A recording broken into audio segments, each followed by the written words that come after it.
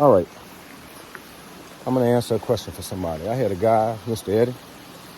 You asked me, why do Tennessee shiners say that they have the best moonshine in the world? I'm going to tell you why, Mr. Eddie. I don't know if you can hear it. You hear that? That's running water. That's water that's coming out of a mountain. That's water that's passing over trees and animals walk through it and everything else. I mean, they drink from it. This is the reason why, Mr. Eddie. They have a water source that's abundant around here everywhere. Now, we don't have the privilege of having in other places. Definitely not where I'm from in Louisiana, and I doubt where you're from in Oklahoma if they have it. That's the reason, Mr. Eddie. It's not the time and tradition. It's not passing it on or anything like that. The reason why these guys have such a serious reputation with having the best whiskey in the world is right there. It's right there. It's water.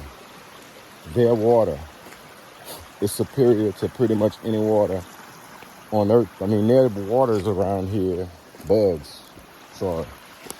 There's water around here that's rated number 4 in the world. That's some of it right there. In the world, Craig. Number 4. That's the reason, Mr. Eddie.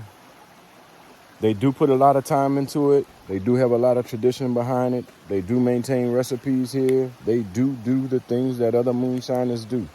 Very few moonshiners have the capability of having water around them. It's 18 inches deep, 20 inches deep, but I can see to the bottom of that. If I drop a quarter in there, I'll be able to read the date on it. That's the reason, Mr. Eddie. They're not doing anything different than you would do it. You might do more than they do. But when we stand up on side of these guys and we start mashing in, we're already way behind them because 50% of what they got is the most serious component in alcohol. And that's the liquid that you started with. Their liquid is far superior to pretty much any water I've tasted anywhere. And I've tasted a lot. I've tried a lot. I like to think of myself as a little mini scientist.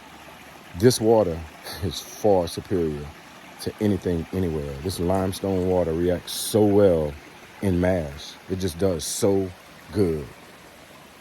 So it's not that these guys are better shiners than us. If you're making moonshine and you haven't killed anybody or yourself, you're probably a good shiner.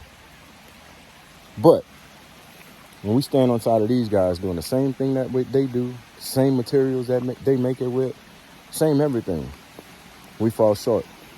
Half of the reason why is these guys have a water source that we cannot contend with.